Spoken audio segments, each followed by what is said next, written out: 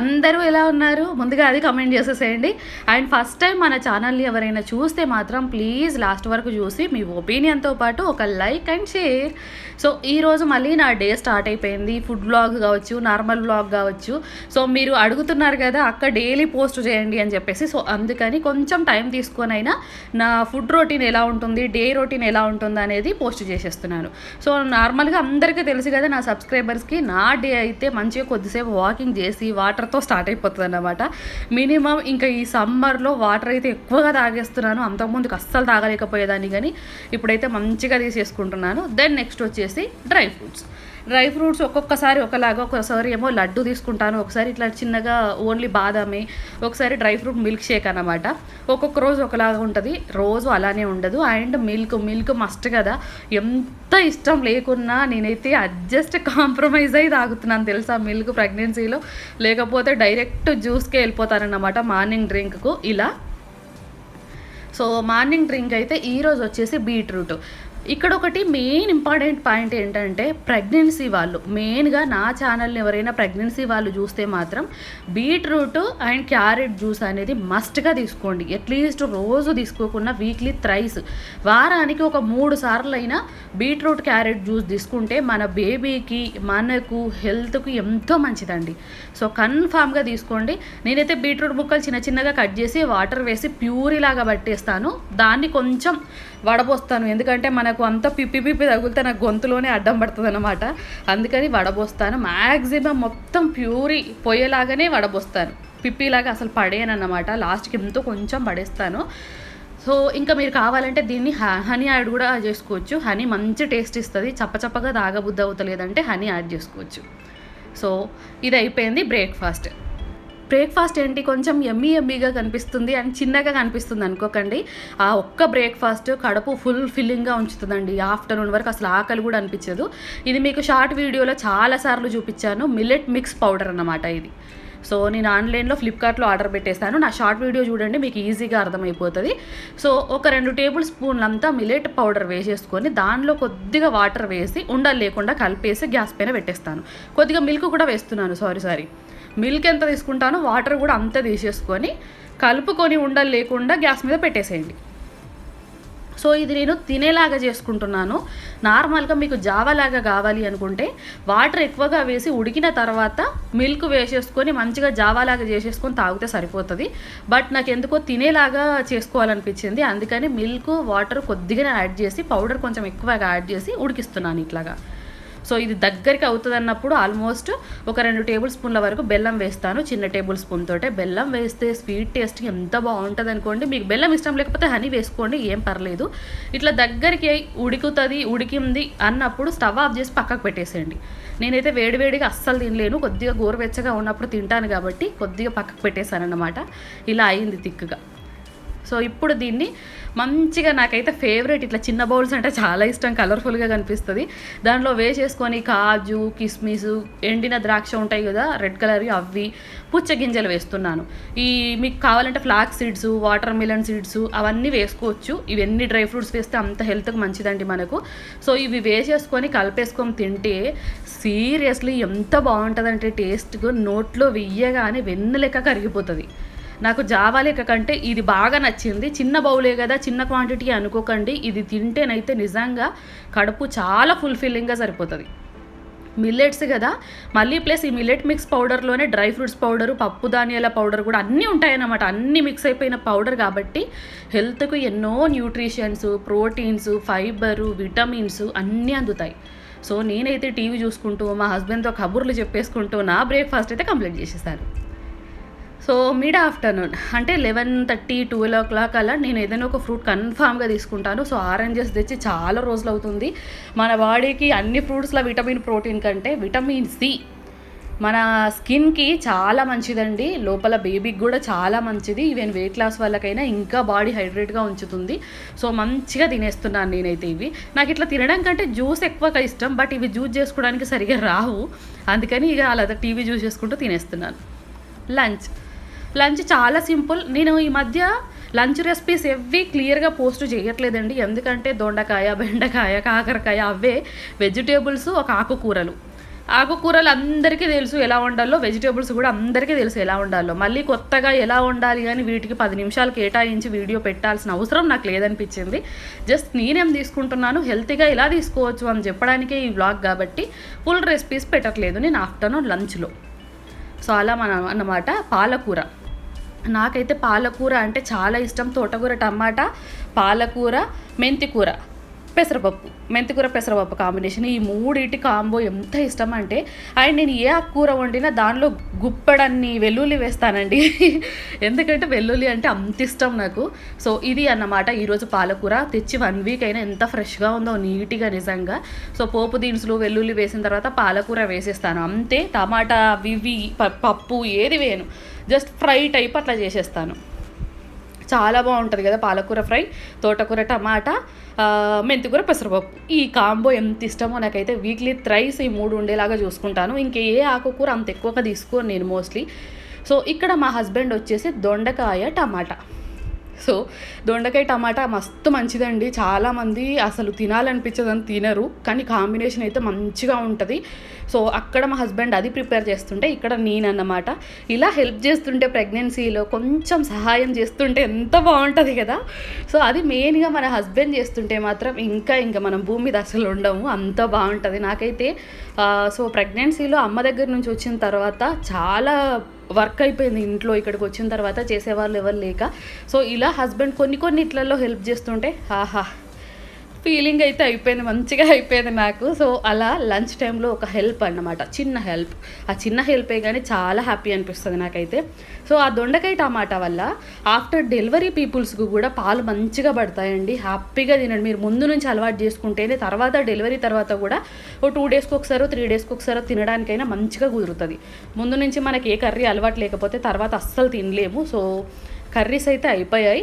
ఈలోపు నేను మంచిగా రైస్ కూడా కడిగి పెట్టేస్తున్నాను. అండ్ ఎగ్స్ అనేవి చాలా మంచి ప్రోటీను, కన్ఫామ్గా తినాల్సిందే, తప్పదు కాబట్టి ఇది కూడా అన్నమాట.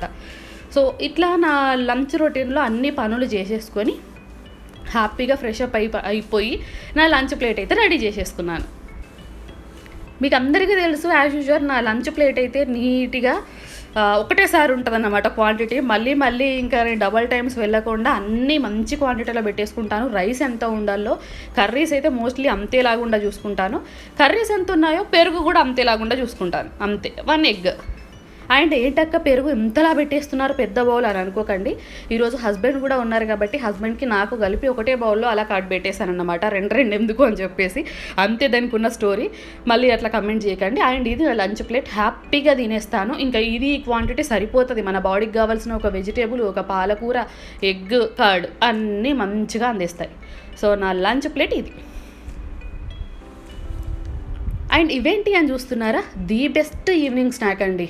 నాకైతే కాదు, నా కోసం అని చేసుకోవట్లేదు, ఎందుకంటే అది కొంచెం ఆయిల్ ఫుడ్ లాగా ఉంటుంది, బట్ టేస్ట్ బాగుంటుంది, హెల్త్కి కూడా మంచిదే. ఇంట్లో వాళ్ళకు, చిన్న పిల్లలకు స్నాక్స్ టైపు ఈవినింగ్ అట్లా ఆఫీస్కి వెళ్ళి వచ్చిన తర్వాత హస్బెండ్కి మంచిగా ఇవ్వచ్చు.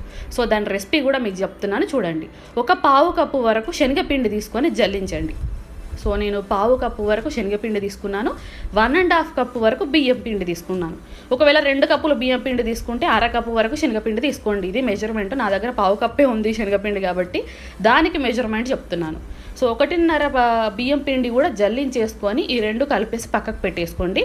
ఇది హెల్దీ స్నాక్. దీని పేరు ఏం పేరో తెలియదు నాకు, కానీ హెల్దీ స్నాక్. మంచిగా అట్లా దీన్ని ఏమంటారంటే క్రిస్పీ పొటాటో చిప్స్ లాగానే ఉంటాయి. అంటే వీటిని ఏమంటారంటే బియ్యం పిండితో చేసే చిప్స్ అన్నమాట. ఈవినింగ్ టైంలో ది బెస్ట్ స్నాక్ అయిపోతుంది. సో ఇవి 2 జల్లించేసి పక్కకు పెట్టేసుకున్నాం కదా. మనం ఎంతైతే బియ్యం పిండి తీసుకున్నామో అంతే వాటర్ వేరొక బౌల్లోకి తీసుకొని మరిగించండి. 1.5 కప్పు తీసుకున్నాం కదా బియ్యం పిండి, 1.5 కప్పు వరకే మంచిగా వాటర్ తీసుకొని దాంట్లో కొద్దిగా సాల్ట్, ఆయిల్ వేసి మరిగించండి గ్యాస్ పైన పెట్టేసి. అండ్ ఇక్కడ ఒక డౌట్ ఏంటంటే, ఈ హెల్దీ స్నాక్ బియ్యం పిండితోనే కాకుండా గోధుమ పిండితో చేసుకోవచ్చు, రాగి పిండితో చేసుకోవచ్చు, జొన్న పిండితో చేసుకోవచ్చు, సజ్జ పిండితో చేసుకోవచ్చు, చాలా రకాలుగా చేసుకోవచ్చు. అన్ని రకాల పిండిలతో కూడా చేసుకోవచ్చు, మిల్లెట్ పిండితో కూడా చేసుకోవచ్చు. నేను ఆల్రెడీ రాగి పిండితో, జొన్న పిండితో ట్రై చేశాను, బట్ ఎప్పుడు బియ్యం పిండితో చేయలేదని ఈరోజు బియ్యం పిండితో చేస్తున్నాను. మీరు కావాలంటే నేను తర్వాత ఎప్పుడైనా ఇంకొక ఫుల్ బ్లాగ్లో రాగి పిండి, జొన్న పిండితో చేసి చూపిస్తాను, ఓకేనా. మరిగించిన నీళ్ళల్లో ఈ పిండి వేసేసుకొని కలిపి వెంటనే స్టవ్ ఆఫ్ చేయండి. ఎందుకంటే ఆ వేడికే మంచిగా మగ్గిపోతుంది అన్నమాట. సో ఒక 5 నిమిషాలు పక్కకు పెట్టేసేయండి. 5 నిమిషాలు పక్కకు పెట్టేస్తే ఆ వాటర్ మరిగినది మంచిగా పిండికి పీల్చుకొని ఇట్లా ముద్దలాగా ఫామ్ అవుతుంది అన్నమాట. ఇప్పుడు దీన్ని మంచిగా కొద్దిగా వాటర్ స్ప్రింకిల్ చేసుకొని మన పిండి ముద్ద కలుపుకున్నట్టు కలిపేసుకోండి. మెత్తగా చపాతీ పిండి ముద్ద ఉంటుంది చూడండి, అట్లా కలిపేసుకోండి. సో ఇట్లా కలుపుకున్న తర్వాత దీంట్లో నుంచి కొంచెం తీసుకొని ఫ్లాట్గా చేసేసుకోండి. నేను చూపిస్తున్నాను కదా, ఇట్లా ఫ్లాట్గా చేసేసుకొని కత్తెరతో కానీ చాకుతో కానీ మీకు ఎట్లా అవైలబుల్గా ఉంటే అట్లా చిన్న చిన్న చిప్స్ లాగా ఇట్లా కట్ చేసేసుకోండి. కుర్కురేస్ లాగా, బియ్యం పిండి కుర్కురేస్ అన్నమాట ఇవి. సో రాగి పిండితో చేస్తే రాగి పిండి కుర్కురే, జొన్న పిండితో అయితే జొన్న పిండి కుర్కురే. సో అట్లా మనం హెల్తీగా చేసుకోవాలంటే ఎన్నో రకాలుగా చేసుకోవచ్చు. సన్నంగా చూస్తున్నారు కదా, సన్నంగా కట్ చేసుకోండి. లావుగా అయితే ఆయిల్లో అస్సలు వేగవండి. సన్నంగా ఇట్లా కట్ చేసేసుకోండి. మీరు కావాలంటే చపాతీలాగా ఒత్తేసుకొని కట్ చేసేసుకున్నా సరిపోతుంది. సో నాకు అంత ఓపిక లేదు కాబట్టి ఇట్లా ఫ్లాట్గా చేసేసుకొని కట్ చేసుకున్నాను. ఇట్లా కూడా మంచిగా ఉంటాయి కుర్కురేస్ లాగా.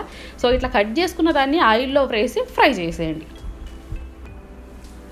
ఆయిల్ ఫుడ్ హెల్త్కి మంచిది కాదు కదా అని అనకండి. ఎప్పుడైనా మనకు స్నాక్ తినాలనిపిస్తే మరీ ఆయిల్ ఫుడ్ ఇక ఏమీ తినకుండా మొత్తం జీవితాంతం గడిపేలేం కదండి.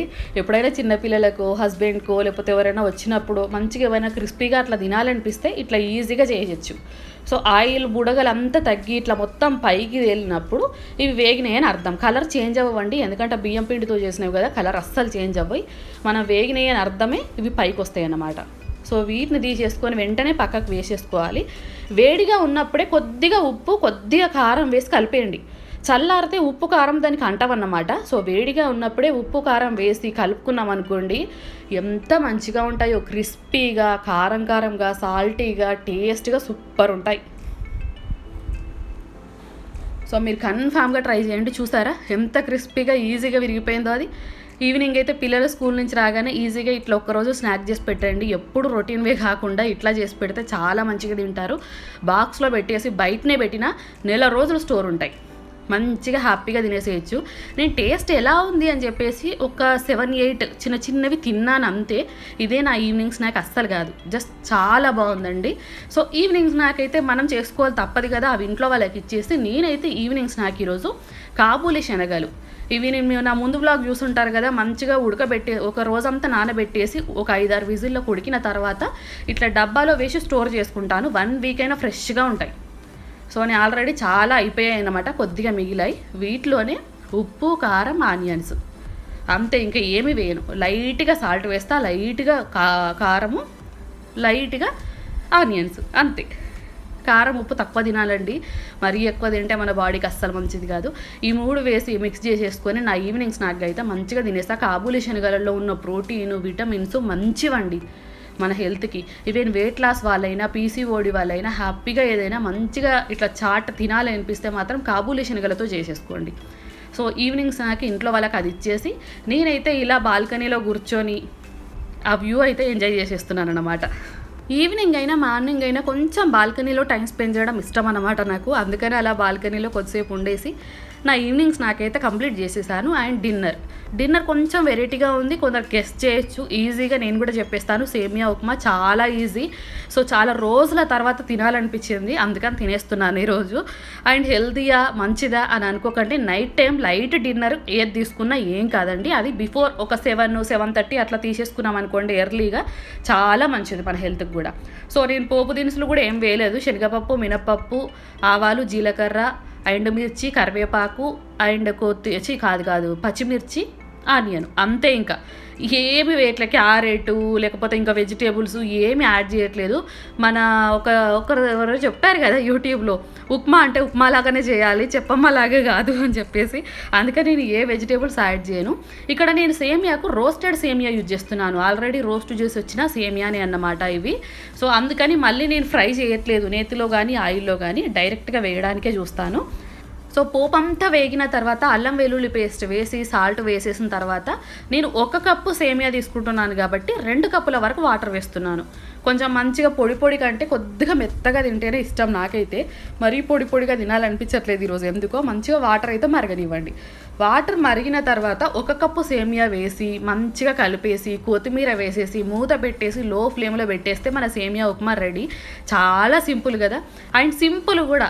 నాకు ఎక్కువ వెజిటేబుల్స్ అవి ఇవి యాడ్ చేసుకోవడం ఇష్టం లేనప్పుడు నేనైతే సింపుల్గా ఇలానే చేస్తాను.